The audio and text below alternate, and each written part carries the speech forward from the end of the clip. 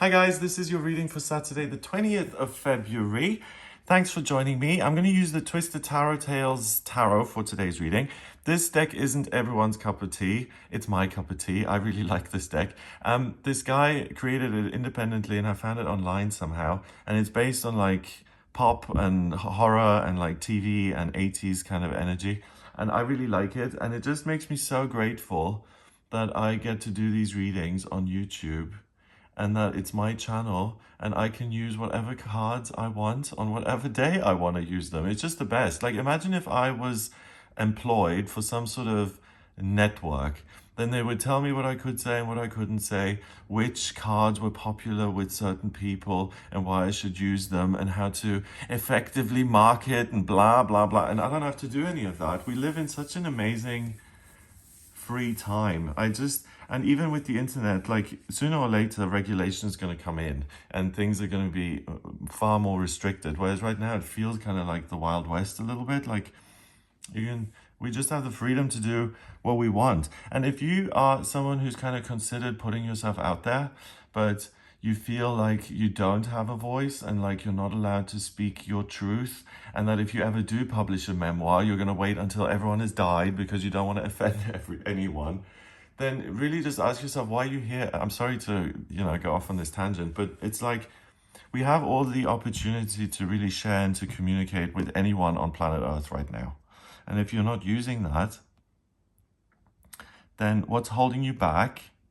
Because the connection thing is good. And, not everyone who can communicate wants to communicate. I understand that. But it's just such an amazing opportunity that all of us who are alive right now have got. So why not jump on it and use it? Anyway, that concludes my sermon for today. This is your reading for Saturday, the 20th. Let's see. We've got the Ace of Cups. So we've got a scene from Poltergeist there. Then we've got the Hermit. We've got, okay. And then we've got the Five of Wands. We've got killer ants. That's a big trope in any kind of horror genre. Like if there's a series on anything, like if they do books as audio or they have a collection or something, sooner or later a story about giant ants is going to pop up. I don't know why, but they capture people's imagination for some reason. Okay, so the Ace of Cups is a blessing from the universe, usually. The Ace of Cups says that you feel loved and you're full of love and you feel positive and there's no resentment and you just have an appreciation for the good things in life. Here we've got this poor little girl watching TV and then a hand kind of reaches out and scares her. And that's not really that loving. It's about connection. Fine, but I mean, you can't really connect with people when you're scaring them half to death. So I think that's just a bit of a funny take here. Fright for love. You see, I think that's the take on this, that frightening someone is like for a ghost anyway, like a gesture of goodwill. That's like an endearing thing to do for people in this position.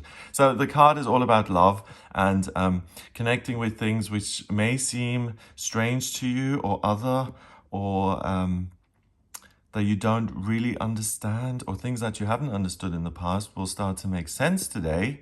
And you'll have this positive feeling of emotional generosity, that you give people the benefit of the doubt and that you really value the presence and energy of other people. Whereas at other times you could be really impatient about that and be like, oh, can you just get on with the story or whatever. Whereas on this day, you're much more patient, you're calmer, and you have time for people. You're able to just enjoy being around other people and speaking to them and communicating with them. So love abounds. Then we've got the Hermit. And the Hermit is a card that is all about understanding the self and looking within and really taking some time out by being solo to really reduce the noise and to turn the volume up on the inner voice and to get some answers about what is going on and what you've got and how you can work with it and how you can shape your life. It's so interesting because I mean, I've been looking at cards for a long time, and the Hermit card is one of my favorite cards because my numbers are 369. So it's all about communication and spirituality and completion. And the Hermit to me has always been a very strong figure that I can identify with because it's just been a big part of my personal journey, you know, being by yourself, being thoughtful and asking the big questions. Not everyone's into that, and it's just something within my nature that's always been there. So the Hermit is about getting more clarity and more truth and being okay with the self. Here we've got an opium smoker, and I mean, this isn't politically very correct, so I don't think that's a very good choice in terms of the opium situation. If you are going to smoke opium, yes, I know it came from China, but why does he have to be Asian, you know? So rather than contemplation, we've got someone getting high here. We've got someone smoking opium, which is a painkiller. It's an opiate, so it comes from the poppies, and it reduces emotional pain, and it reduces physical pain. It's like morphine. It's a painkiller basically. And we've got the cat here looking at the cloud of smoke, and the cloud of smoke is a demon. So on some level, he knows that this is really hurting him and making him sicker rather than making him feel better. But he's still doing it. So he's not getting answers. He's not enlightened.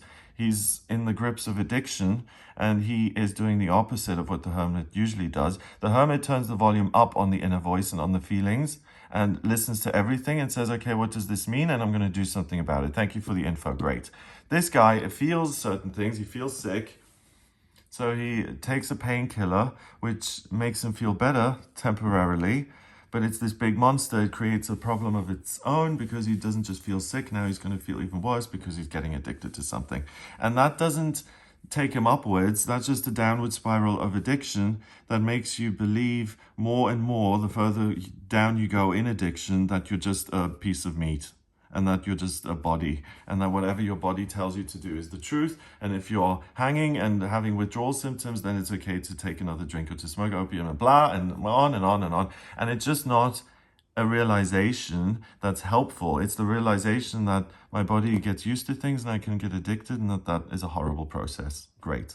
That's one insight.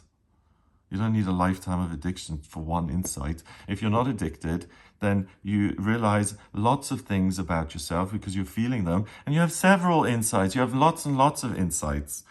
So what's this Hermit about? The Hermit, he's alone. He's not doing the right thing. He may think that he's getting answers or he's alleviating his pain, but he's thinking short term, not long term, and he's actually doing himself a disservice. So we've got all the love in the world. We've got the ability to connect, but we've got a weird perspective when it comes to you. There may be something about you and your past that comes up that bothers you, like a painful memory or painful thought. There may be something about you that you don't want other people to know, something that's a secret and that keeps you separated from other people. That may feel very painful today. And it's interesting that both of these cards have a different slant on the actual card, because it's almost like love is scary. The self is scary and needs to be muted with drugs. Love is a hand sticking out of the TV and it's frightening. So what's that about?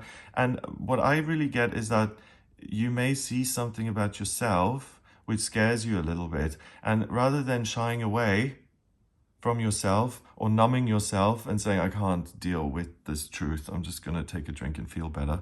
By facing it, you have an opportunity to love yourself. You have the opportunity to fall in love with yourself. The things that scare you or frighten you or that you want to numb out and that you don't want to feel are actually the horrible little tyrants that you can learn from.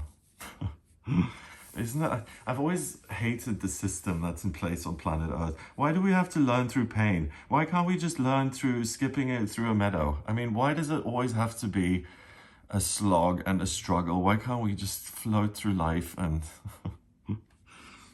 Yeah. I think even the Garden of Eden people were questioning that, because the first story in the Bible is like, why does life suck sometimes? And according to the Bible, it's because we got kicked out and we're now on the scorched earth rather than in the Garden of Eden. But yeah, I think that's a fundamental question. Why is life so difficult? And if you don't say, oh, well, because it always has been difficult and I'm here to suffer, let me smoke some opium and go down, then you're not learning. Then you're not using the opportunity. If you're saying, oh, this is something new and unpleasant, what does that tell me about me? Then you have the opportunity to fall in love with yourself. Finally, the Five of Wands. It's great that they've put the ant story, and that I mentioned that I don't really get why they put that in every kind of anthology. Or the Five of Wands is about trivial conflict, and giant ants are a bit camp. I mean, they're not really. If you were being attacked by giant ants, I mean, it seems kind of laughable. It seems kind of trivial, you know. And the ant itself, I mean, it seems so ludicrous to blow something up to gigantic proportions. So the Five of Wands is usually five boys kind of knocking sticks together and seeing where the boundaries are and having fun and seeing where they're strong and where they're not strong. Here we've got farmers fighting giant ants, and that's just ludicrous. It's the element of ridicule, and things aren't that serious, and it's just a little bit OTT. So the pain you may experience today, your reaction may be a little bit OTT. And the important thing is to realize that this feeling came up to reach out to you and to teach you something about yourself. And to laugh at yourself is so important. If you have a negative feeling and you're able to say, do you know what? I'm still embarrassed that I hit on this boy at school when I was 15 years old and I got brutally rejected. I'm 50 years old now and I still cringe every time I think of that. That may be a little bit laughable. You know, it may be a little bit silly to still cringe over a horrible memory 35 years later after it happened. And that's really the tonic to any kind of emotional pain. You don't need to reach out for actual things.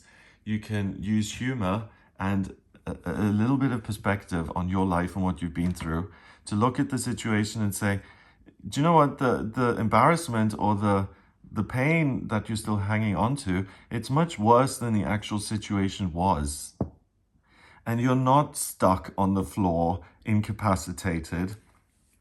You still have life in you, and you can create future circumstances which are positive. Imagine that. Positive life experiences. It's not the end of the road here. And if you laugh at some of the stuff that's painful, and if you don't take everything so seriously on this day, then you're going to have a much better time. And again, you have the opportunity to fall in love with yourself, which we all need, because life can sometimes knock us in a way that makes it seem very unfunny. I always know that I'm in serious trouble when I lose my sense of humor. When that goes, it's over. And then I'm down. And I've got to, wait it out. So have a sense of humor and see certain things that are unpleasant as at least interesting, or at least as things that are able to teach you. And at the best level, see them as laughable and quite amusing and funny. And that's really freedom from self, because if you can laugh, it's like a little holiday, isn't it? Okay, Ace is 1, the Hermit is 9, so that's 10, and 5 is 15. 1 and 5 is 6, and 6 is a temporary opportunity. So on this day, there's stuff going on that's being communicated internally for you that gives you the opportunity to fall in love with you. Have a wonderful day.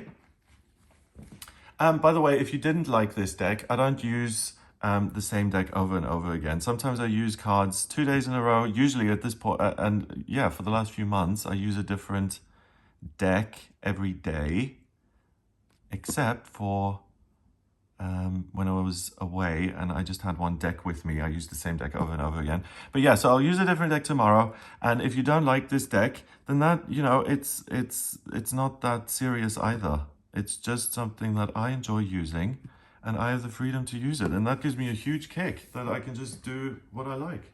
Yeah, I don't know why I'm appreciating that so much today, but it's just amazing. Like if you've ever worked for a publisher or a company or anything like that, and the way things are really made so clear and the expectation is set out and everything is explained to you, and it really just, Yeah, when you can do something that's just yours, it's just a whole different vibe. So I'm very grateful for that. I just want to say thank you for that today. So have a great day. If you would like a personal reading with me, then please get in touch via my website. It's gregoryscott.com. In my personal readings, I use the tarot, astrology, and numerology, and I use all three.